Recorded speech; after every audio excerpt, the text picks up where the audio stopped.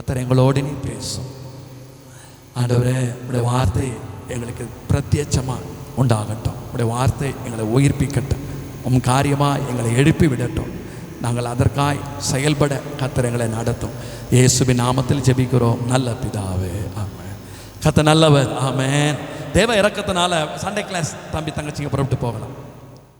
பின்பு அவன் உள்ளே போய் தன் எஜமானுக்கு முன்பாக நின்றான்.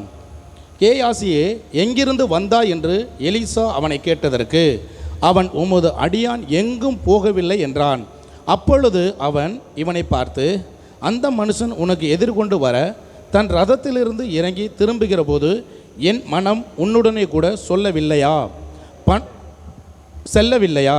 பணத்தை வாங்குகிறதற்கும் வஸ்திரங்களை ஒலிவ தோப்புகளிலையும் திராட்சை தோட்டங்களையும் ஆடு மாடுகளையும் வேலைக்காரரையும் வேலைக்காரிகளையும் வாங்குகிறதற்கு இது காலமா? ஆகையால் நாகமானின் குஷ்டரோகம் உன்னையும் உன் சந்ததியாரையும் என்றென்றைக்கும் பிடித்திருக்கும் என்றான். உடனே அவன் உறைந்த மலை நிறமான குஷ்டரோகியாகி அவன் சமூகத்தை விட்டு புறப்பட்டு போனான். ஆமென், ஹல்லேலூயா. இங்க யாரை பத்தி பார்க்கிறோம் அப்படின்னா, ரெண்டு கேரக்டர். யாரு? எலிசா, இன்னொன்னு கேயாசி. ஆமென். கேயாசி யாரு? எலிசாவினுடைய வேலைக்காரர். ஆமென். எலிசா யாரு?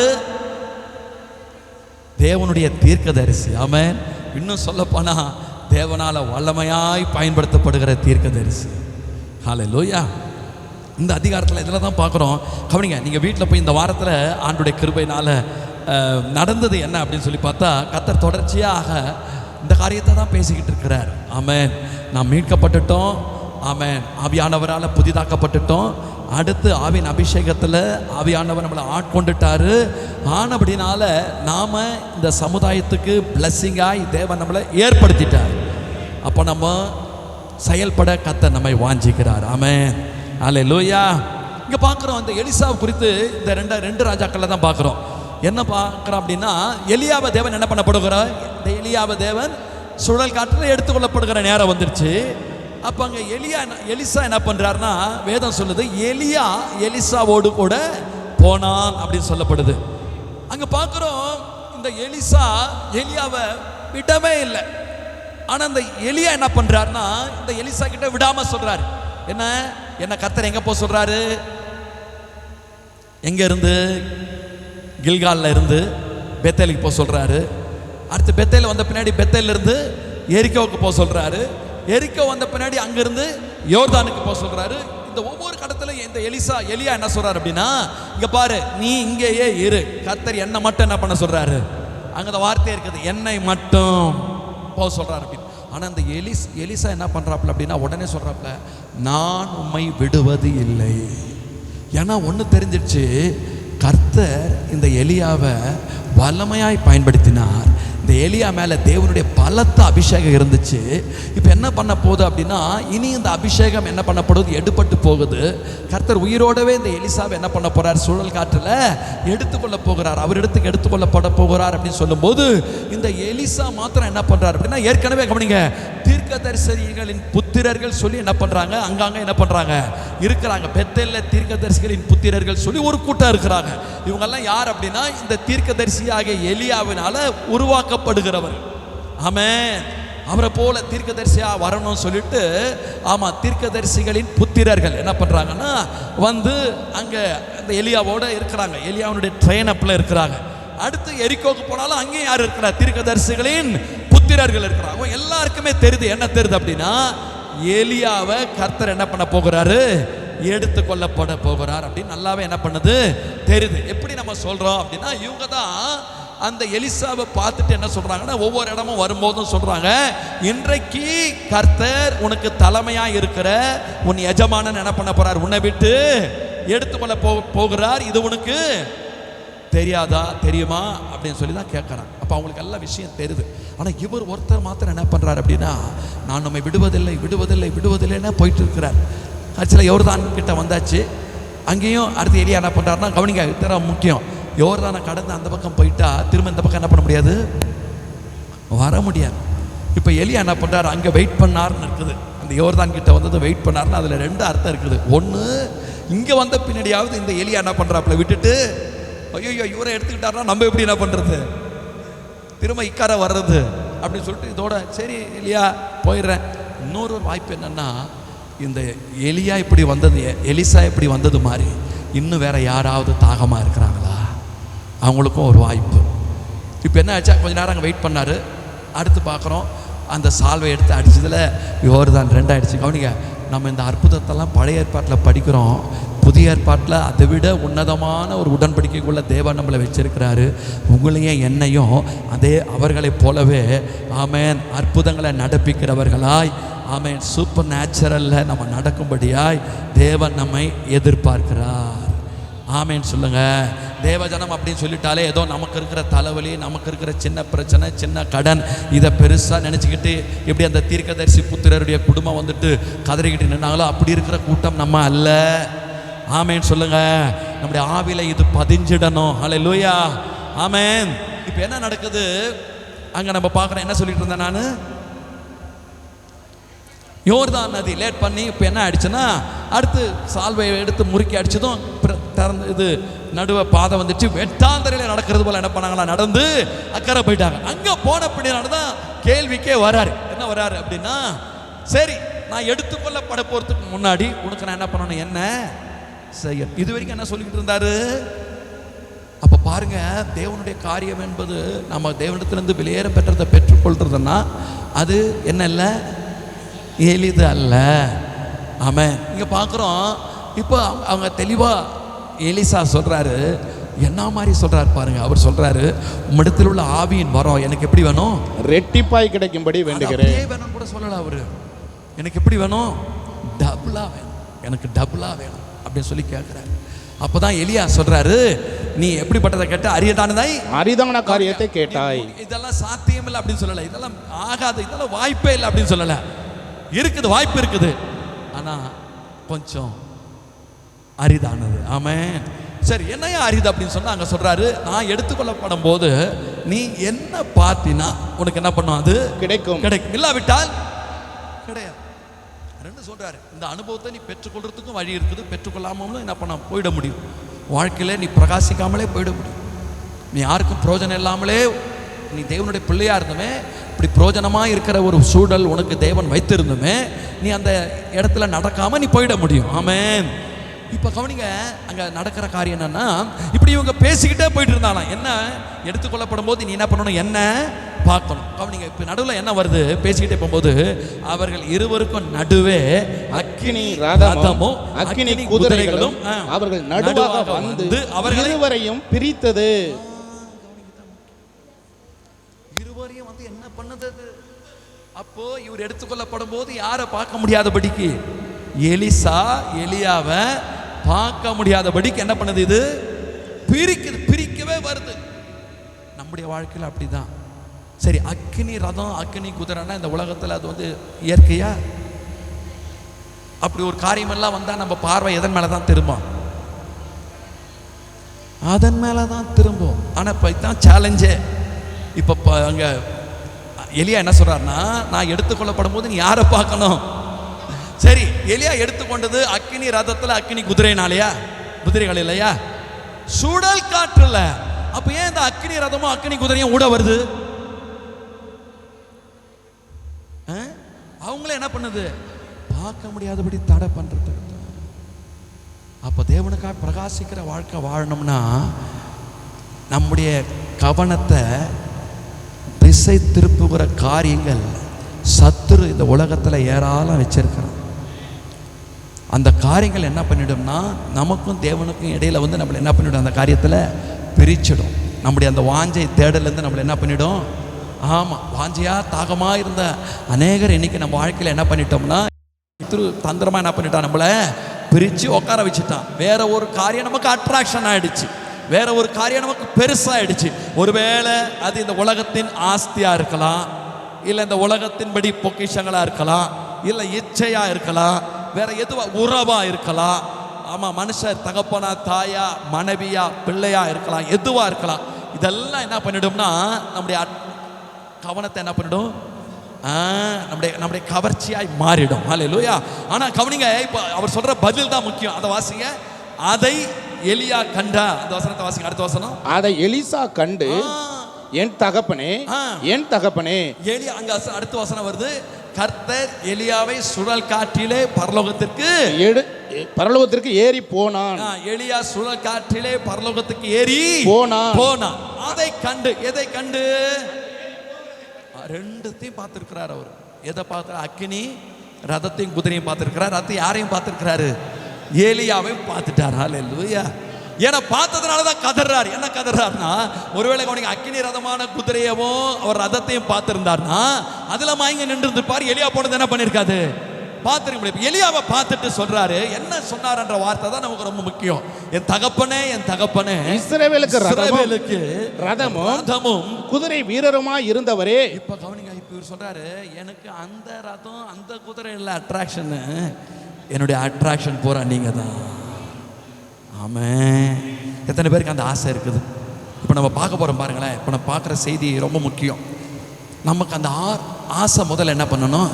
வேணும். ஆண்டவரே, இப்படி ஒரு ஜீவியம் இருக்குதப்பா, இப்படி ஒரு பிரகாசிக்கிற வாழ்க்கை இருக்குது.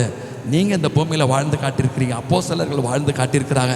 பழைய உடன்படிக்கையிலும் பரிசுத்தவான்கள் என்ன பண்ணியிருக்கிறாங்க? வாழ்ந்து காட்டியிருக்கிறாங்க. எங்களுக்கு அந்த வாழ்க்கை வேணும் ஆண்டவரே. ஒரு வாழ்க்கை தான், அப்படியே நாங்கள் வாழ்ந்துடணும் அப்படின்னு சொல்லி ஒரு ஏக்கம். ஹல்லேலூயா. அவர் சொல்றார் பாருங்க, இஸ்ரவேலுக்கு ரதமும் குதிரை வீரருமாய் இருந்தவரே. நமக்கு தெரியுது, அக்கினி ரதமும் அக்கினி குதிரையும் வந்து அவங்களை பிரிச்சா கூட இவருக்கு எதுதான் அட்ராக்ஷன் அப்படின்னா, இவருக்கு எதுதான் அக்கினி ரதம் அக்கினி குதிரை அப்படின்னா எலியா தான். ஆமென். the anointed man of God. ஆமென். அபிஷேகிக்கப்பட்ட அந்த பாத்திரம் தான் இவருடைய அட்ராக்ஷன். ஹல்லேலூயா. ஆமென். ஆமென் சொல்லுங்க. சரி, இதெல்லாம் போகட்டும். இங்கே ஒரு வார்த்தை வரும், அதை உங்களுக்கு நான் காண்பித்து கொடுக்க விரும்புகிறேன். அங்கே பாருங்க, முதல்ல நம்ம வாசித்த அந்த வசனத்துக்கு வந்துடும். இப்போ இந்த எலிசாவை பற்றி இப்போ நம்ம பார்த்துக்கிட்டோம். இப்போ என்ன நினச்சுன்னா, அந்த காரியத்தையும் பார்த்துட்டோம்னா கொஞ்சம் எலிசாவை பற்றி ஒரு ஒரு ஒரு ஒரு முழுமையாக பார்த்ததாயிடும். இப்போ என்ன நடக்குது அப்படின்னா, எலியா சுழல் காற்றில் ஏறி போயிட்டாரு. இப்போ இவர் எலியாவை தேடுறாரு, காணோம். எலியாவை காணாமல் அங்கே சொல்லப்படுறது, அவன் அப்புறம் காணாமல் தன் வஸ்திரத்தை பிடித்து இரண்டு துண்டாக கிழித்தான். ஆமென். எலியா இல்லாம என்ன இல்ல, வஸ்திரத்தை கிழிக்கிறதெல்லாம் என்னன்னா அதெல்லாம் உச்சம். என்னன்னா அந்த காரியம் இல்லாம என்னால என்ன பண்ண முடியாது, இருக்க முடியாது என்பதனுடைய ஒரு காரியம். ஆமென். இப்ப என்ன நடக்குது?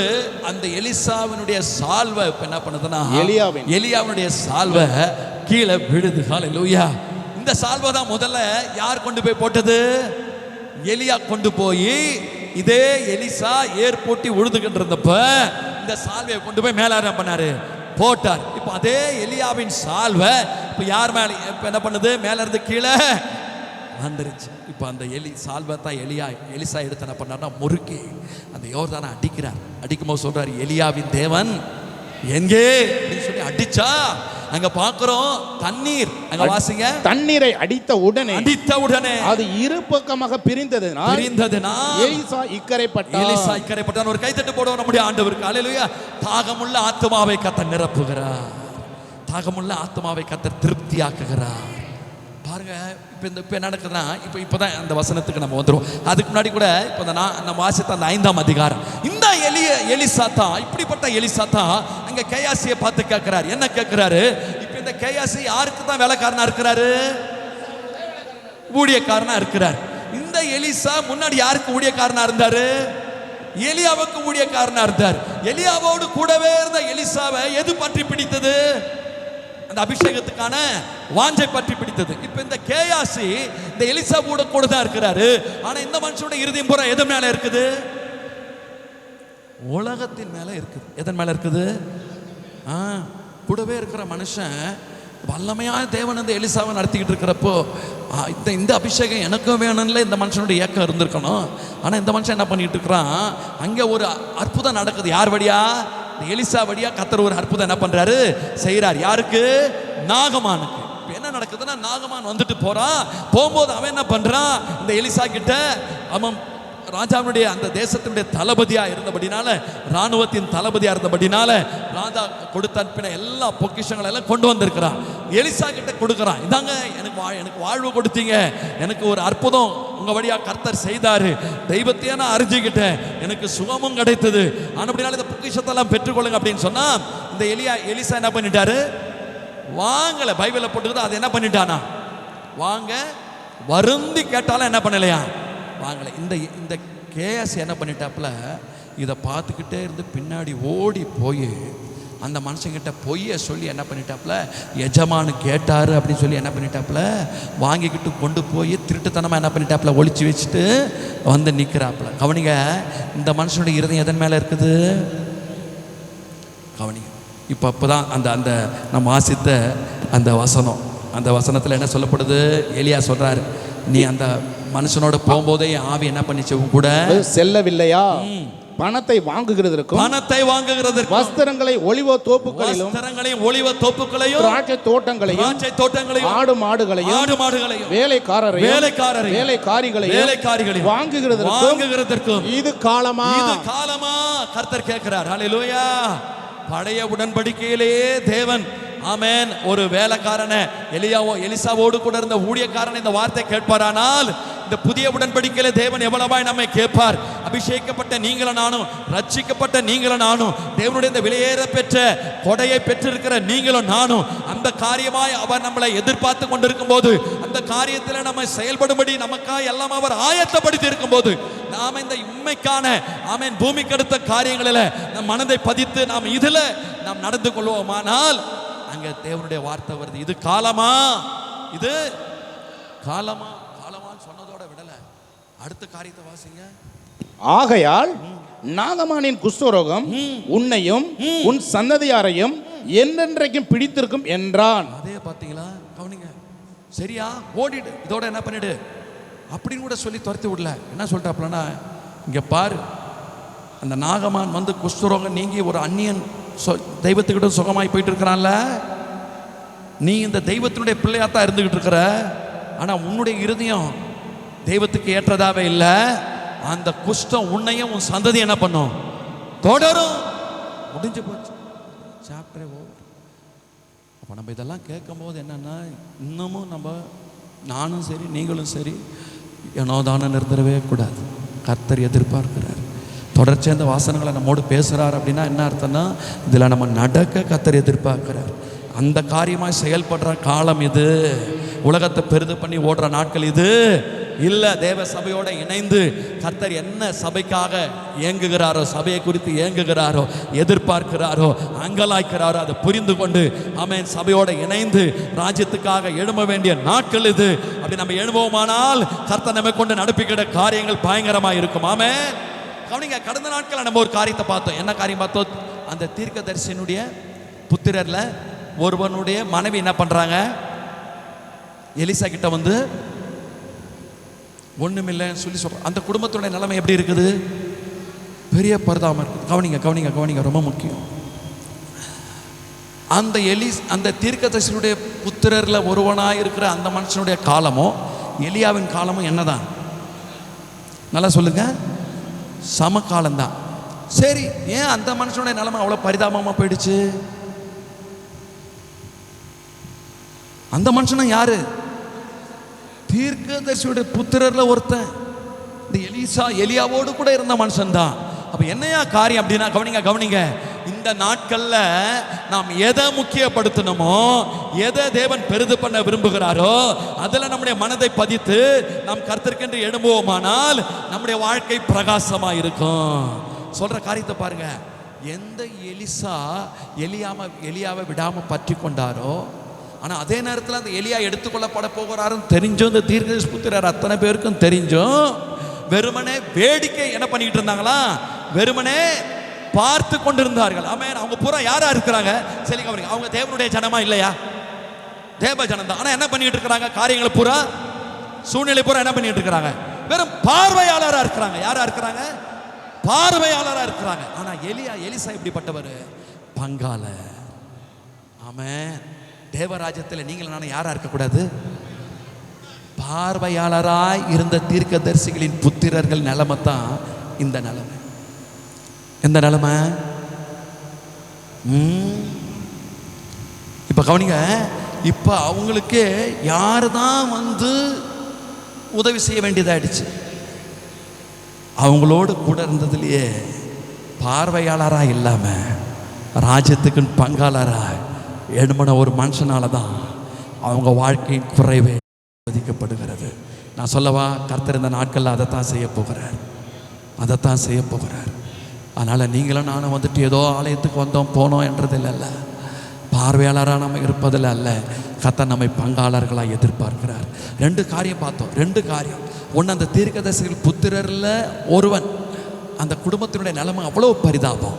அதே நேரத்தில் அதே எலிசாவோடு கூட இருந்த வேலைக்காரன், அவனுடைய நிலைமை என்னது? பெரிய பரிதாபம். ஆனால் அதே நேரத்தில் எலியாவோடு கூட இருந்த மனுஷன் இந்த காலத்தை புரிஞ்சு, தேவனுடைய ஏக்கத்தை புரிஞ்சு, ஆமென், தேவ காரியத்தை பிரதானப்படுத்தி, ராஜ்யத்தின் காரியத்தை முன்னிறுத்தி, மேலானவைகளை வாஞ்சித்து கர்த்தருக்காக நடந்து கொண்டபடியால் கர்த்தர் அந்த மனிதனை ஆமென் வல்லமைப்படுத்தினார். ஆமென் சொல்லுங்க. இப்போ கவனிங்க, இப்போ நம்ம பேசுகிறோமே, நம்ம எலியாவை பேசுகிறோம், எலிசாவை பேசுகிறோம். அந்த தீர்க்கதரிசிகள் புத்திரர் யாரை பற்றி அது பேசுகிறோமா? இல்லை கேயாசியை பற்றி கூட அதிகம் பேசுகிறோமா? பேசுனா எதுக்கு தான் பேசுகிறோம்? வாழ்ந்தாலும் என்ன பண்ணிடக்கூடாது, அப்படி ஆயிடக்கூடாதப்பா. ஆண்டுடைய பிள்ளையா இருந்தால் நம்ம நிலைமை என்ன பண்ணக்கூடாது, அப்படி பரிதாபமாக போயிடக்கூடாது. அப்போ நல்லா கவனிக்கணும், நாம் இந்த நாட்கள் கர்த்தருக்காக எழும்பி செயல்படுகிற நாட்கள்.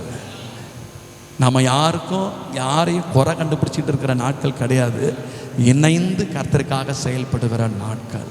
கர்த்தருடைய பிள்ளைங்க அதை நம்ம உணர்ந்து கொள்வோமானால் ஆண்டுடைய உள்ளம் மகிழும். ஹல்லேலூயா. கர்த்தர் நல்லவர், ஆண்டுடைய நாமத்துக்கு மகிமை உண்டாகட்டும். இந்த எலிசாவினுடைய காரியம் கவனிங்களேன். நான் கொஞ்சம் பார்த்தேன், இந்த எலிசாவை குறித்து அந்த சில அதிகாரங்கள் தொடர்ச்சி அப்படி வாசித்து பார்த்தா என்ன அந்த மனுஷனுடைய காரியம். இன்னைக்கு பாருங்க, நம்ம என்ன பண்றோம்னா, தேவ ஜனத்தை குறித்து தேவனுடைய காரியம் என்ன தெரியுமா? மார்க்ல கடைசி அதிகாரத்தை கொஞ்சம் எடுத்துக்கொள்ளுங்க. மார்க் கடைசி அதிகாரத்தில் தேவன் என்ன சொல்றாரு பாருங்க. ஆண்டவர் ரட்சிப்பை முடிச்சிட்டாரு, பரமேறி போகிறார். பரமேறி போகிறதுக்கு முன்னாடி என்ன செய்யறாரு? வாசிங்க அந்த வசனத்தை. விசுவாசம் உள்ளவர்களாகி 16:15 இருந்து. பின்பு அவர் அவர்களை நோக்கி நீங்கள் உலகமெங்கும் போய் சர்வ சிருஷ்டிக்கும் சுவிசேஷத்தை பிரசங்கியுங்கள். விசுவாசம் உள்ளவனாகி, கவனிங்க, ரொம்ப முக்கியம், ரொம்ப முக்கியம். தேவனுடைய அங்கலாய்ப்பு இது, தேவனுடைய ஆதங்கம் இது, தேவனுடைய ஆமென் என்ன சொல்றது, குமுறல் இது. ஆமென். கர்த்தர் சொல்றாரு, நாம் அவருடைய சீடர்களா இருந்தால், நாம் அவரால் மீட்கப்பட்ட ஜனமா இருந்தால், நாம் அவரால் அபிஷேகிக்கப்பட்டவர்களா இருந்தால், கர்த்தர் ஏங்குகிறார், நீங்கள் புறப்பட்டு போய் உலகமெங்கும் சர்வ சிருஷ்டிக்கும் சுவிசேஷத்தை பிரசங்கியுங்கள். ஆமென். ஹல்லேலூயா. அடுத்து வாசிங்க. விசுவாசம் உள்ளவனாகி ஞானஸ்நானம் பெற்றவன் ரட்சிக்கப்படுவான். எவ்வளவு பெரிய காரியம் பாருங்க. அவர் சொல்றாரு, நீங்க போய் அறிவிக்கிற இந்த சுவிசேஷம் தான், இயேசு கிறிஸ்துவ குறித்த அந்த நற்செய்தி தான் அழிஞ்சு போகிற நரகம் போகிற ஒரு மனுஷனை காப்பாற்றக்கூடிய சக்தியா இருக்கிறது. அடுத்து சொல்றாரு, அவன் அதுக்கு மேலேயும் நம்பல அப்படின்னா அவன் என்ன பண்ணுவான்? விசுவாசியாதே அவனோ ஆக்கினைக்குள்ளாக தீர்க்கப்படுவான். ஆமென். அது அப்படி நீ போய் சொன்ன பின்னாடி ஒரு மனுஷன் இருதயத்தை கடினப்படுத்துறான், அவன் இன்னும் பாவத்தை தான் தேடுறான் அப்படின்னா அவன் தண்டனைக்குரியவனா போவான். ஆனா கர்த்தர் சொல்றாரு, இந்த நற்செய்தியை மாத்திரம் நீ போய் பிரசங்கிப்பாய், ஆனால் ஆவியானவர் இடைப்பட்டு என்ன பண்ணுவாரா? இந்த ஜனங்களுக்குள்ள விசுவாசத்தை துவக்குவார். அவங்க தேவனுக்கு கீழ்ப்படிவார்கள், நரக ஆக்கினைக்கு தப்புவார்கள். இந்த பாரம், இந்த அழைப்பு, இந்த கட்டளை ஒவ்வொரு தேவ பிள்ளைக்கும் உண்டாயிருக்கிறது. ஆமென். ஆமென் சொல்லுங்க. நம்ம வீட்டில் முடங்கி இருக்கிற நாட்கள் என்ன இல்லை, இது இல்லை. ஆமென். நம்ம போய் ஆண்டவருடைய சுவிசேஷத்தை முழங்க வேண்டிய நாட்கள் அது. யோசித்து கொஞ்சம் பாருங்க, கவனிங்க. இப்போ நமக்கு தெரியும் பாருங்க, இந்த தேர்தல் நமக்கு எலெக்ஷன் கமிஷன் என்ன பண்ணாங்க? டேட்ஸு அனௌன்ஸ் பண்ணாங்க. அதுலேருந்து என்ன சொல்லுங்க, டேட்ஸ் அனௌன்ஸ் பண்ணிட்டு அதுக்கு முன்னாடி நாமினேஷன், டேட் அனௌன்ஸ் பண்ண பின்னாடி தான் நாமினேஷனா? அதுக்கு முன்னாடியேவா? இந்த அதை நாமினேஷன் பண்ணலாம் அப்படியெல்லாம் சொல்லும் அதுலேருந்து என்ன ஆயிடுச்சு சொல்லுங்க? அரசியல் கட்சிகள் என்ன பண்ண ஆரம்பிச்சாப்ல? எதுக்கு தீவிரமாக செயல்பட ஆரம்பிச்சாப்ல? ஆட்சியை என்ன பண்ணணும்? பிடிக்கணும். ஆட்சியை பிடிக்கிறதுக்கு என்ன பண்ணாங்க? கவனிங்க, வெயில் எப்படி வெயில்? செய்தி கூட கேள்விப்படுறோம். இப்போ வட மாநிலங்கள் எல்லாம் அக்னி அலையாம். என்னால மனுஷங்க தேர்தலுக்கு பணியில் ஈடுபட்டிருந்த அதிகாரிகள் எல்லாம் கூட சுருண்டு விழுந்து இறந்துட்டாங்களாம். 200 பேர்கிட்ட என்ன பண்ணிட்டாங்க, இறந்து போயிட்டாங்களாம். ஆனாலும் பிரச்சாரம் நின்னுச்சா? பிரச்சாரம் நின்னுச்சா சொல்லுங்க? ஏன்னா ஆட்சி என்ன பண்ணணும்?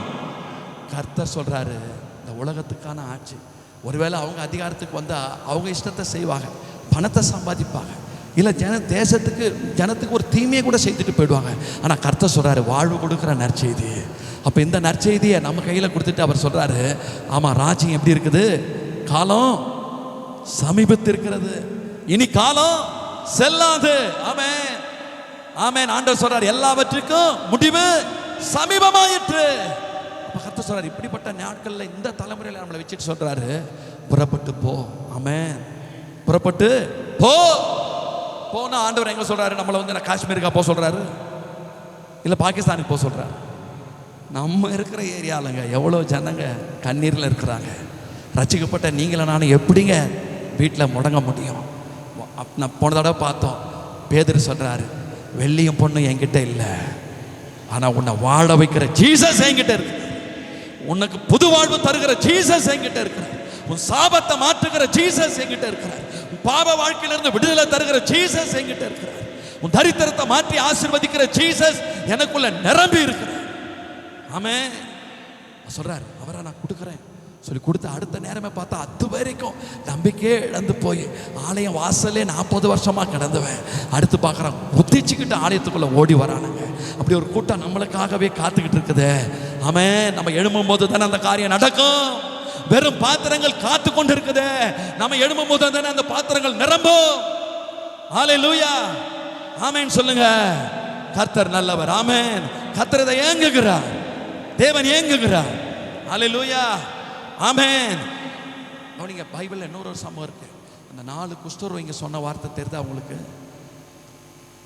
சீரியர் என்ன பண்ணிட்டாங்கன்னா, அங்கேயும் சமாரியாவை முற்றுகை போட்டுட்டாங்க. உள்ள நிலைமை என்ன ஆயிடுச்சுன்னா, பஞ்சம் தலைவிரித்தாடுது. எந்த அளவுக்குனா, பெத்த தாய்மார்களை பிள்ளைய சமைச்சு என்ன பண்ணிட்டு இருக்கிறாங்க, சாப்பிட்டுக்கிட்டு இருக்கிறாங்க. வெளியே குஷ்டரோகிகள் ஆனும்போது ஊருக்கு புறம்பாக்கிட்டாங்க. இந்த ஆட்களை யார் நினைக்க போறா? செத்துக்கிட்டு இருக்கிறாங்க. அப்போ கவனிங்க, தேவன் முதல்ல என்ன பண்ணார் தெரியுமா? இதே எலிசா தான். எலிசாவுடைய காரியங்கள் பெரிய ஆச்சரியம் நமக்கு. எலிசா பாருங்க, ஒரு நாளில் சொல்றாப்புல, நாளைக்கு இந்த நேரமெல்லாம் இந்த தேசத்தின் நிலைமை மாறுது. நம்ம பெற்றிருக்கிற அபிஷேகம் அது போல நம்முடைய சூழ்நிலைகளை மாற்றி அமைக்க போதுமானது. ஏரியாவை மறுரூபப்படுத்த போதுமானது. குடும்பங்களை தேவனிடமாய் திருப்ப போதுமானது. சொல்ற, நாளைக்கு இந்நேரத்தில் காரியம் மாறுதலா இருக்கும். இன்னைக்கு எந்த கழுத தலை இத்தனை ரூபாய்க்கு வித்துக்கிட்டு இருக்குதோ, ஆமா, வாங்க முடியாதபடி மனுஷர் சாப்பிட்டுட்டு இருக்கிறாங்களோ, அவர் சொல்றார், நாளைக்கு இதே நேரத்தில் இந்த வார்க்கோதுமை இவ்வளவு சீப்பா கிடைக்கும், நாளைக்கு கிடைக்கும். தேவ மனுஷனுடைய அவன் மேல இருக்கிற அந்த அபிஷேகம் தேசத்தின் நிலைமையை ஒரே நாளில் மாற்றி போடுகிறது. குடும்பங்கள் நிலைமை மாறும். கர்த்தர் அதை செய்வார்.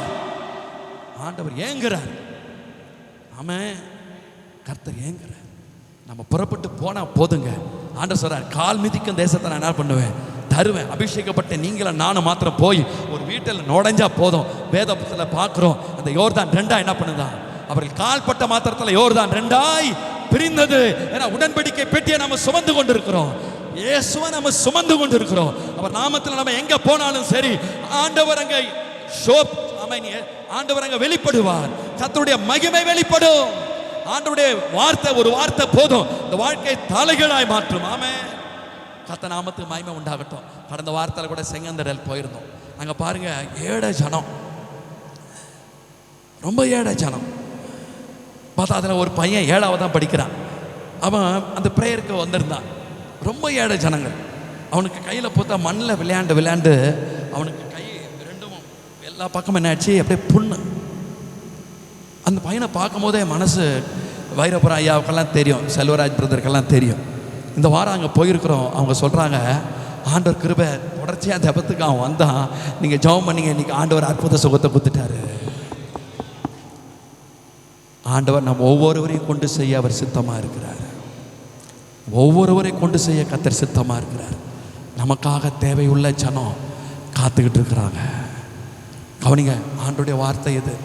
ஆண்டோடைய நாமத்தில் நான் சொல்கிறேன், ஆண்டவர் மாத்திரம் வார்த்தை கொடுக்கலன்னா எனக்கு பேச தெரியாது. உண்மை அதுதான். என் சாமர்த்தியத்தை ஒரு சிலர்லாம் அப்படி சாமர்த்தியமாக பேசிட்டு போயிடுவாங்க. அப்படி முடியாது. தொடர்ச்சியாக ஆண்டோடைய கிருபையினால நான் சொல்ல முடியும். கர்த்தர் வார்த்தை நமக்கு வந்துக்கிட்டு இருக்குது. ஆண்டோடைய வசனம் சொல்லுது, இன்று அவருடைய சத்தத்தை கேட்பீர்களாகில் உங்கள் இருதயங்களை கடினப்படுத்தாதிருங்க. கடினப்படுத்தவே கூடாது. கர்த்தருக்கு கீழ்ப்படியணும். கர்த்தருக்காக நம்ம எழும்பணும். நீங்கள் மாத்திரம் எழுப்பி போய் பாருங்கள், உங்கள் பிரச்சனையை கர்த்தர் மேற்பட்டுக் கொள்வார். உங்கள் காரியத்தை தேவன் மேற்பட்டுக் கொள்வார். அந்த மலை போல இருக்கிற பிரச்சனை பனி போல கர்த்தர் உருக பண்ணுவார். கர்த்தருடைய நாமத்தில் தேவனுடைய ஊழியக்காரன் நான் சேலஞ்சு பண்ணி சொல்றேன். இன்னைக்கு என்ன பிரச்சனைக்காக நீங்கள் கண்ணீர் வடிச்சுக்கிட்டு இருக்கிறீங்க, என்ன பிரச்சனைக்காக நீங்கள் போராடிக்கிட்டு இருக்கீங்க, கர்த்தர் நாமத்தில் மாத்திரம் ஒப்பு கொடுத்து, ஆண்டவரே உங்கள் நாமத்தில் நான் போகிறேன், ஆண்டவரே உங்கள் பாரத்தை சுமந்து நான் போகிறேன், ஏழை ஜனத்தை நான் தேடி போகிறேன், மேய்ப்பினல்லாத ஆடை போல தோய்ந்து போயிருக்கிற ஜனத்தை நான் தேடி போகிறேன், ஆண்டவரே உங்கள் நாமத்தில் நான் போய் நிற்கிறேன், ஆண்டவரே உங்கள் கிருபையினால் அந்த ஜனத்தினிடத்தில் உங்கள் அன்பை நான் சொல்கிறேன், ஆண்டவரே தகப்பனே என்னை. ஆனா என் காரியம் ஆண்டவரே எனக்கு அதுல என்ன மிஞ்சி நிக்குது, ஆண்டவரே நீங்க அதை பார்த்து கொள்ளுங்க. மாத்திரம் கர்த்தர் கருத்துல ஒப்பு கொடுத்து அவர் காரியமாய் நின்று பாருங்க. கர்த்தர் அந்த காரியத்துல வேண்டுகிறதுக்கும் நினைக்கிறதுக்கும் அதிகமாய் கர்த்தர் ஜெயத்தை தருவார். ஜெயத்தை தருவார். கர்த்தர் தருவார். ஆண்டவர் ஏங்குறார். அவருடைய அங்கலாய் ஆதங்கம். என ஒவ்வொருத்தருக்காக மரணத்தை ருசி பார்த்தவர், ஒரு மனுஷனை கெட்டு போக விரும்பாதவர், எல்லாரும் ரட்சிப்படைய சித்தமாக இருக்கிறவர், இதுக்காக தான் வருகை தாமதிச்சுக்கிட்டு இருக்கிறார். இப்படிப்பட்ட சூழ்நிலையில் இன்னும் யோசித்து பாருங்க. நம்ம பாடினது மாதிரி தான் அந்த பாடல் வரிகள் ஞாபகத்துக்கு வருது. என்ன நான் பார்த்தோம், தாழ்வில் என்னை கண்ணோக்கி பார்த்தீர், தயவாய் கரம் பிடித்து தூக்கி நீர். அப்படிதான் நம்மளை தூக்கி எடுத்திருக்கிறார். ஆனால் இன்னைக்கு என்ன பண்ணியிருக்கிறார் தெரியுமா? எட்டாத உயரத்தில் இன்னைக்கு உட்கார வச்சிருக்கிறார். எத்தனை பேர் என்னோட ஆமைன்னு சொல்லுவீங்க? அப்போ அப்படிப்பட்ட தெய்வத்தை நம்ம சொல்லாமல் இருக்கலாமாங்க? சொல்லாம இருக்கலாமா? அன்னைக்கு அந்த குஷ்டரோகிகள் சொல்றாங்க, குஷ்டரோகிகள் என்ன பண்றாங்க? கூடாரத்துக்குள்ள போறாங்க. முதல்ல பசி சாப்பிடுறாங்க, அடுத்த கூடாரத்துக்குள்ள போறாங்க, வயிறு நிறைஞ்சிடுச்சு. இப்ப என்ன பண்றாங்க? ஒவ்வொரு கூடாரத்துல இருக்கிற தங்கம் பொண்ணு வெள்ளி எடுத்து என்ன பண்ணிட்டு இருக்காங்க? ஒளிச்சு வச்சுக்கிட்டு இருக்கிறாங்க. ஆனா தேசத்துல ஜனம் என்ன பண்ணிக்கிட்டு இருக்குது? செத்துக்கிட்டு இருக்குது. தேவனே இடைப்பட்டார். என்ன தெரியுமா சொன்னாரு? 4 பேரும் சேர்ந்து சொல்றாப்புல, நாம் செய்கிறது நியாயம் அல்ல, இந்நாள் இந்த நாள் நற்செய்தி அறிவிக்கும் நாள் நான் மௌனமாய் இருந்து பொழுது விடிய மட்டும் காத்திருந்தால் குற்றம் நம்மேல் சுமரும். குற்றம் நம்ம மேல வரும். இயேசுவை அறிஞ்சுக்கிட்டு, இப்படி காப்பாத்துற தெய்வத்தை அறிஞ்சிட்டு, இப்படி நேசிக்கிற தெய்வத்தை அறிஞ்சிட்டு, இப்படி துணை நிற்கிற தெய்வத்தை அறிஞ்சுக்கிட்டு, ஆமேன் வாழ்வு கொடுக்கிற தெய்வத்தை அறிஞ்சிட்டு, ஆசீர்வதிக்கிற தெய்வத்தை அறிஞ்சிட்டு, ஆமேன் நம்ம என்ன தப்பு பண்ணாலும் கூட நம்ம திரும்ப வந்து தூக்கி எடுக்கிற தெய்வத்தை அறிஞ்சிட்டு, நம்ம எந்தல விழுந்தோமோ அதுல இருந்து திரும்ப தூக்கி எடுத்து அந்த தீமையில நம்ம முழுகி போகாதபடி அதே பாவத்தை ஜெயித்து வாழ நமக்கு பலனை கொடுத்து, நம்ம நினைக்க பார்க்காத உயரங்களுக்கு நம்மளை கொண்டு போய் நம்முடைய பிள்ளைகளை ஆசீர்வதித்து, சந்ததியை ஆசீர்வதித்து, நம்ம எட்டாத மேன்மைகளை நமக்கு தந்து இவ்வளவாய் வாழ வைக்கிற தெய்வத்தை ஆமேன் சரியப்படுத்த வேண்டிய பொறுப்பு சபைக்கு உண்டு. கர்த்தர் ஏங்குகிறார். ஆண்டவர் அங்கலாய்க்கிறார். இதுதானங்க சபை, இதுக்கு தானே சபை. கடைசியா ரட்சகர் நமக்காக மீட்பை உண்டு பண்ணினவர், கடைசி சொட்டு ரத்தமும் சிந்தி நம்மை மீட்டெடுத்தவர். இந்த உலகத்தை விட்டு போறதுக்கு முன்னாடி சபைக்கு கொடுத்திருக்கிற பேர் ஆணை என்ன தெரியுமா? இந்த ஆணை தான், புறப்பட்டு போய் சர்வ சிருஷ்டிக்கும் சுவிசேஷத்தை அறிவியுங்கள். ஆமென். கவனிங்க, இன்னைக்கு நமக்கு என்ன காரியம் இருக்குதுன்னா, நம்ம தப்பு இல்லை, நம்ம எல்லாருக்குமே மைக்க பிடிச்சி பாடணும்னு என்ன இருக்கு, ஆலயத்தில் ஆராதிக்கணும், தப்பு இல்லை. ஆனால் அதை விட வெளியே மாத்திர ஊழியத்தில் போய் நின்று பாருங்க, கர்த்தர் உங்களை கொண்டு செய்கிற காரியம் உங்களை பரவசப்படுத்தும். ஆமென். நம்ம அப்படி போய் அதை அனுபவிக்காத தொட்டு தான் நம்ம இங்கே என்ன பண்ணிக்கிட்டு இருக்கிறோம்? எதிர்பார்த்துக்கிட்டு இருக்கிறோம். நல்லது, ஆண்டுடைய கிருபையினால நம்ம சரியா இருந்துட்டா நான் சொல்றேன், கர்த்தர் தள்ளிட்டு கொண்டாந்து நிப்பாட்டிடுவார். இது அவருடைய பீடம். இது தள்ளிட்டு கொண்டாந்து கர்த்தர் நிப்பாட்டுவார். யாரும் தடை செய்ய முடியாது. வேதத்தில் சம்பவம் என்ன தெரியுமா உங்களுக்கு? லேவியரை தான் ஆண்டவர் தெரிந்தெடுத்தார். ஆசாரியர்கள் தான் என்ன பண்ணணும்? வேதத்தை செய்தி கொடுக்கணும். எங்க? ஆலயத்தில், சினகாகல. ஆனால் பைபிளில் போட்டுக்குது, ஒரு நேரம் இயேசு அந்த ஜபாலயத்துக்குள்ளே போனப்போ அங்கே சொல்லப்படுது, அவர் அங்கே பிரசங்கித்த பொழுது அங்கே பிசாசு அலற ஆரம்பிச்சிடுச்சு. நான் சொல்லவா, இயேசு யாரு? ஒரு யூதனா இருந்தாலும் அவர் எந்த கோத்திரம்? அவர் யூதா கோத்திரம். ஆனா ஊழியம் செய்ய வேண்டியவங்க யாரு? லேவி கோத்திரம். எப்படிங்க அவர் செய்தாரு? அவர் வேலை வந்தா யாரும் தடுக்க முடியாது. அவர் வேலை வந்தா ஒருத்தரும் தடுக்க முடியாது. தேவனை கொண்டு வந்து நிப்பாட்டுவார். ஆனா அதுக்கு முன்னாடி தேவன் சொல்றாரு, உனக்கு வாசல் திறந்திருக்குது, வாசல் திறந்திருக்குது, வாசல் திறந்திருக்குது. நம்ம உட்கார்ந்துக்கிட்டு இருக்கிற நேரம் இல்லை இது, நம்ம படுத்துட்டு இருக்கிற நேரம் இல்லை இது. கர்த்தருக்காக எழும்பி தீவிரிக்கிற நாட்கள் இது. ஹல்லேலூயா, ஆமென் சொல்லுங்களேன். ஆமென், ஆமென். இந்த எலிசாவை பார்க்குறோம் பாருங்களேன். அந்த மனுஷனுடைய காரியம் அப்படியே வேதத்தில் பார்த்தா அடுத்தடுத்து அற்புதங்கள் தான். ஆச்சரியமாக இருக்குது. ஆண்டவரே, இன்னைக்கு ஒரு காரியத்துக்கு நாங்கள் ஒரு சின்ன ஒரு காரியத்துக்காக அவ்வளோ போராடிக்கிட்டு இருக்கிறோம். ஆனால் அந்த மனுஷன் பெரிய பெரிய காரியத்தை கூட எப்படி பண்ணிட்டு போயிருக்கிறாரு? சாதாரணமாக பண்ணிட்டு போயிட்டாரப்பா. என்ன ஒரு காரியம், ஒரு ஏக்கம் தான். ஆமென். தேசத்தின் நிலைமை அவருக்கு புரியுது. இந்த நாட்களுக்கு ஆமென், இந்த எலியாவினுடைய அபிஷேகம் போதாது, இன்னும் அதை விட அதிக அபிஷேகம் என்ன பண்ணணும், வேணும். ஆண்டவருடைய பிள்ளையானா இருக்கிற எனக்கு அந்த வல்லமையை பெற்றுக்கொள்கிற ஒரு ஆமென் தகுதி இருக்குது. ஒரு பாக்கியம் ஆண்டவர் தருவார். ஆனால் இந்த ஆண்டவருக்காக நான் எரிந்து பிரகாசிப்பேன். ஆமென் சொல்லுங்க. ஹல்லேலூயா, ஆமென், ஹல்லேலூயா. பாருங்க, அவர் சொல்றாரு, அவருடைய அற்புதம் பூரா பார்த்தா நமக்கு தெரியும். அந்த அற்புதம் ஒரு அம்மா வந்து சொல்லுது, வீட்டில் ஒண்ணுமே இல்லையா, கடங்காரன் வந்து நிற்கிறான். சாதாரணமாக சொல்லி அனுப்புறாரு. அது குடம் இருக்குல்ல, அதில் வெறும் பாத்திரத்தை கேட்டு வாங்கி எடுத்து என்ன பண்ணு, ஊத்து.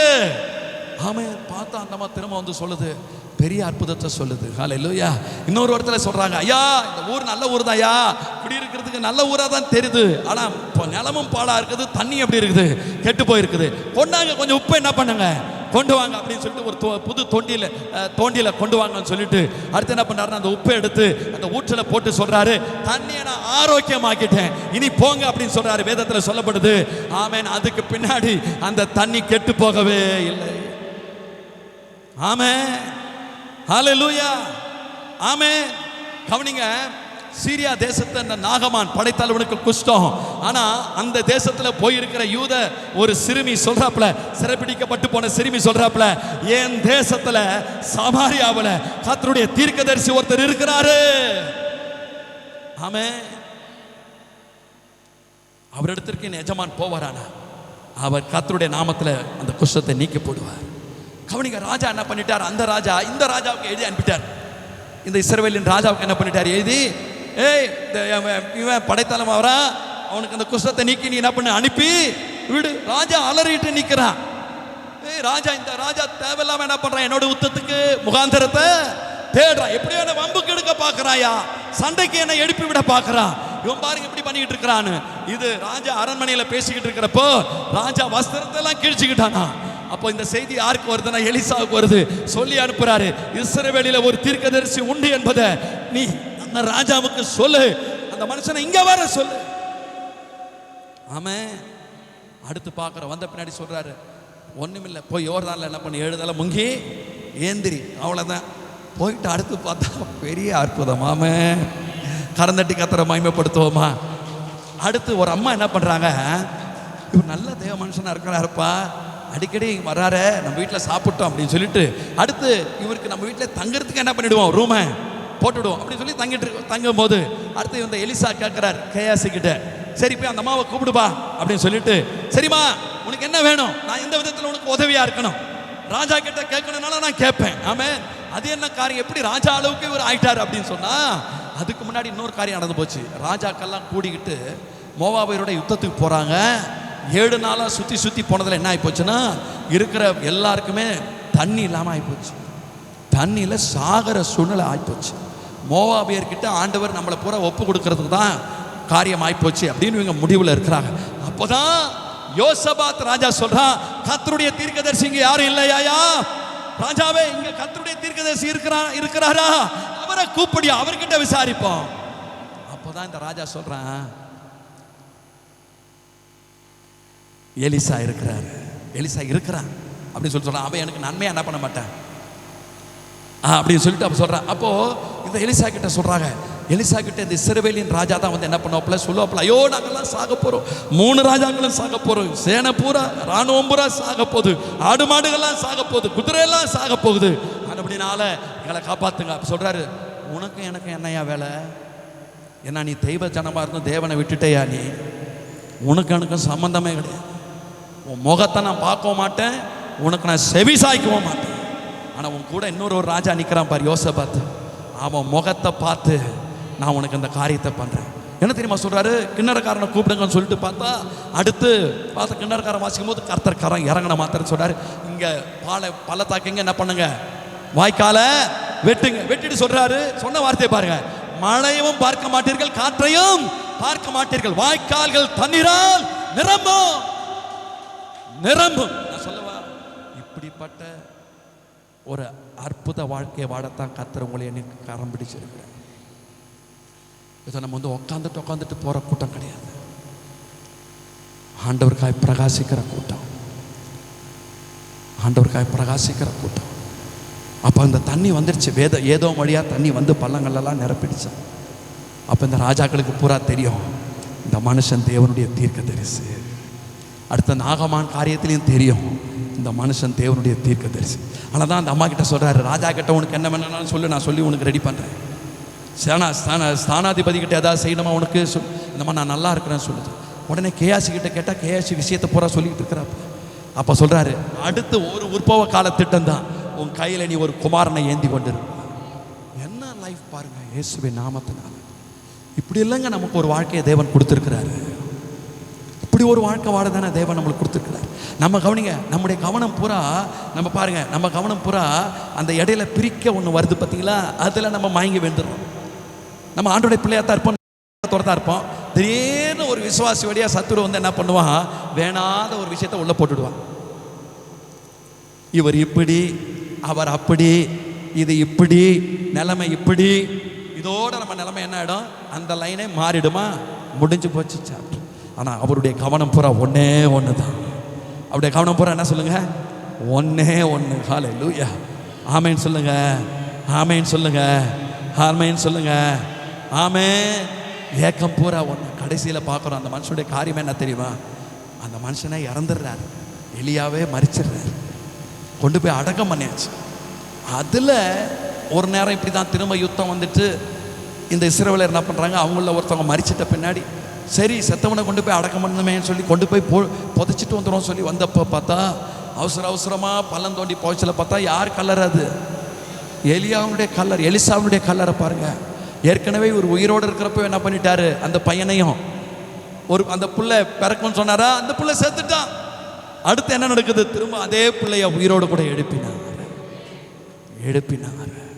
திரும்ப அவர் இறந்த சரீரத்தின் மேலே, அந்த எலும்பு மேலே செத்த பிரேதம் பட்ட மாத்திரத்தில் அந்த பிரேதமும் உயர்த்தி எழுந்தது. என்ன சொல்ல வரேன், கர்த்தர் இப்படி வாழ்க்கையை கனப்படுத்த விரும்புகிறார்.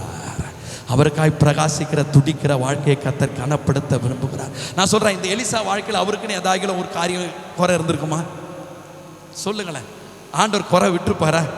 ஏன்னா இவர் பிறப்பு யார் காரியத்தை செய்துக்கிட்டு இருக்கிறாரு, அவர் காரியத்தை செய்துக்கிட்டு இருக்கிறப்போ கர்த்தர் விடுவாராங்க? இன்னைக்கு ஏன் நம்ம காரியம் அவ்வளோ நமக்கு பாதிப்புகள் இருக்கிறோம், ஏன் நம்ம காரியம் நம்மளை பாருங்க, ஆண்டோடைய பிள்ளைங்களை எவ்வளோ ஒரு என்ன பண்ணுறது, அந்த துயரம், ஆமேன். அடுத்து ஒடுங்கின ஆவி, அடுத்து நாம் பார்க்குறோம், ஆமேன், ஒரு முடக்கப்பட்ட ஒரு நிலைமை இல்லை, ஆமேன். கர்த்தருக்காக நம்ம எழும்பண்ணா போதும், கர்த்தர் நம்மளை கொண்டு காரியத்தை செய்வார், கர்த்தர் நம்மளை கொண்டு காரியத்தை செய்வார். ஆமேன். நான் ஆண்டவர்கிட்ட அதுதான் அழுகிறேன், ஏசப்பா ஒரு வாழ்க்கை தான்ப்பா, காலங்கள் போயிடுச்சப்பா, இனி இருக்கிற காலங்கள் என்ன பண்ணணும், உமக்காக பிரகாசிக்கணும். ஆமேன், ஆமேன். இயேசுவின் நாமத்தினால வார்த்தை பேசும்பொழுதே வல்லமை, ஆமேன். தொட்டா அற்புதம், ஆமேன். வீட்டில் பிரவேசித்த அற்புதம், இயேசுவின் நாமத்தினால கர்த்தர் செய்ய வல்லவர். ஹல்லேலூயா, ஹல்லேலூயா. ஆண்டவர் நாமத்துக்கு மகிமை உண்டாவதா, கர்த்தர் நாமத்துக்கு மகிமை உண்டாகட்டும். ஆமேன். கடைசியாக ஒரு விஷயத்தை சொல்லி நான் முடிக்க போகிறேன். நீங்களும் நானும் நம்முடைய பாத்திரத்தை நிரப்புறதுல கவனமாக இருக்கணும். கவனிங்க, நம்ம செபிப்போம், வேதத்தை வாசிப்போம், ஆவியில் நிரம்புவோம், அந்நிய பாஷை பேசுவோம், திரும்ப போயிட்டு கவனிங்க வேறு காரியத்தில் நிரம்பிட்டா கதையே முடிச்சிடும். அப்போ நம்ம எதில் கவனமாக இருக்கணும்னா, நம்ம பாத்திரத்தில் எதில் நிரப்புகிறோம் ரொம்ப முக்கியம். வேதத்தில் ஒரு சம்பவம் இருக்குது, என்ன தெரியுமா, அந்த விதை விதைக்கிற ஓமையில் அந்த 3வது நிலம் என்ன நிலம் சொல்லுங்கள், முள்ளுள்ள நிலத்தில் அந்த விதை என்ன பண்ணிச்சு விழுந்து முளைச்சிது. ஆனால் அதோட என்ன ஆயிடுச்சு? உலகத்தின் கவலை, சிற்றின்ப மோகம், பிரபஞ்சத்தின் மயக்கம் இதெல்லாம் என்ன பண்ணிடுச்சு? அப்போ உள்ள எதை விட்டுறோம் பாருங்க, அதை விட்டோம்னா நம்ம நிரம்பினது பூரா வீணாக போயிடும்.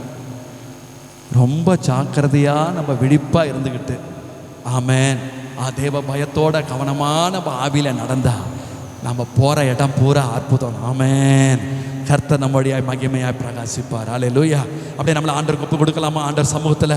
ஆமென். கவனிங்க, தேவனுடைய ஏக்கம் நம்மளை மீட்டு கொண்டதே இதுக்காகத்தாங்க. இந்த தேவனை துக்கப்படுத்தாமல் மாத்திரம் நம்ம இருந்துட்டா தானும் அவர் நம்மளை இயக்கிடுவார். ஆமென். ஜனங்களிடத்தில் கொண்டு போய் நம்மளை நிறுத்திடுவார். தேவையுள்ள ஜனங்களிடத்தில் கொண்டு போய் ரட்சகரை கொடுக்க வச்சிருவார். அவங்களுக்கு ரட்சிப்பாக நம்மளை மாற்றிடுவார். அவங்க வாழ்க்கையில் நம்ம வழியாக அற்புதங்களை கத்தர் விளங்க பண்ணிடுவார். அவங்களுடைய கண்ணீரை கத்தர் துடைப்பார். அவங்களுடைய வேதனைகளை கத்தர் நீக்குவார். துக்கங்களை சந்தோஷமாய் கத்தர் மாற்றுவார். நம்முடைய வாழ்க்கையிலையும் பரவசத்தை கத்தர் தருவார். அல்லேலூயா. ஆமென் சொல்லுங்க. அல்லேலூயா. ஒருவேளை கவனிங்க, நம்ம வெளியே எங்கே போக முடியல அப்படின்னா கூட நமக்கு தெரிந்த குடும்பங்கள், அக்கம்பக்கத்தில் உள்ள குடும்பங்கள், நமக்கு நெருங்கின நண்பர் வட்டார் குடும்பங்களை விடவே கூடாது. நம்ம போய் அந்த குடும்பங்களுக்காக ஜெபிச்சுட்டு நல்ல கண்ணீரோட தொடர்ச்சியாக ஒரு வாரம் ஜெபிச்சுட்டா போதும். போய் அந்த வீட்டில் உட்காந்தாலே கர்த்தருக்கு வழி திறந்துருவார். ஆமென். அவங்களோட பேசும்போதே அந்த உள்ள உருக ஆரம்பிச்சிடும். அந்த தேவ பிரசன்னம் அவங்கள டச் பண்ண ஆரம்பிக்கும். அற்புதம் நடக்கும். ஒரு வார்த்தை சொல்லிட்டு வருவோம், அந்த காரியம் அவங்க வாழ்க்கையில் நடக்கும். கர்த்தர் நம்மளை கொண்டு தான் செய்ய விரும்புகிறார். கவனிங்க, இந்த பகுதிக்கு வேற யாரும் இல்லைங்க, நீங்களும் நானும் தாங்க. வேற எங்கிருந்தோ இந்த பகுதிக்கு ரட்சிப்பு வரப்போறதில்லை, நீங்களும் நானும் தான். தகப்பனே உமக்கு நாங்கள் நன்றி செலுத்துகிறோம். உங்கள் நாமத்தில் எங்களை தாழ்த்தி தருகிறோம். கொஞ்சம் முழங்கால் படியிடுவோமா ஆண்டவர் சமூகத்தில்? கொஞ்சம் முழங்கால் படியிட்டு ரட்சிக்கப்பட்ட தேவ பிள்ளைகள், அபிஷேகம் பண்ணப்பட்ட தேவ பிள்ளைகள் சொன்னது மாதிரி தாழ்வில் கிடந்த நம்மளை கர்த்தர் கை தூக்கி எடுத்து இன்னைக்கு எட்டாத உயரத்தில் வச்சிருந்தார்னா நம்ம ஒவ்வொருத்தருமே சொல்லுவோமா ஆண்டவரை பார்த்து, ஏசப்பா ஏசப்பா உங்கள் ஏக்கம் எனக்கு புரியுதப்பா, உங்கள் அங்கலாய்ப்பு எனக்கு புரியுதப்பா ஆண்டவரே, உங்கள் எதிர்பார்ப்பு எனக்கு புரியுதுப்பா, உங்கள் குமுறல் எனக்கு தெரியுது ஆண்டவரே. என்ன ஆண்டவரே, இதற்காகத்தான் பிடிச்சிங்க ஆண்டவரே.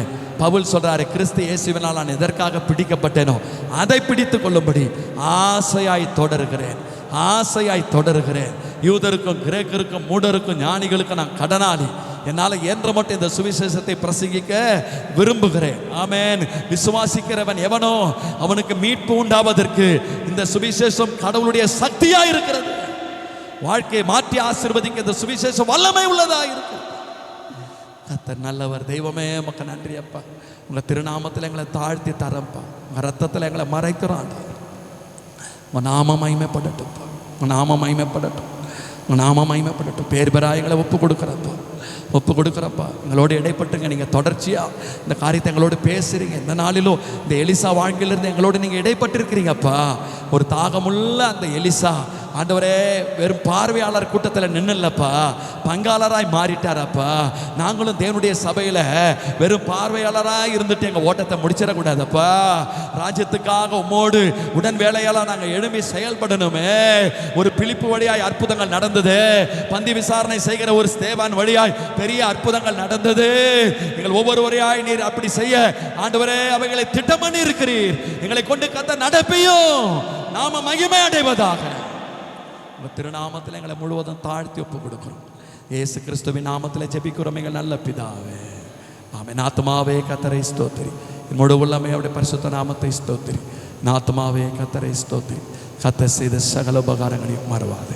பிதாவாகிய தேவனுடைய அன்பும் குமாரனாகிய இயேசு கிறிஸ்துவினுடைய கிருபையும் பரிசுத்த ஆவியினுடைய ஐக்கியமும் வழி நடத்துதலும் ஆசீர்வாதமும் என்னால் நம்ம ஒவ்வொருவரோடும் கூட இருப்பதாக.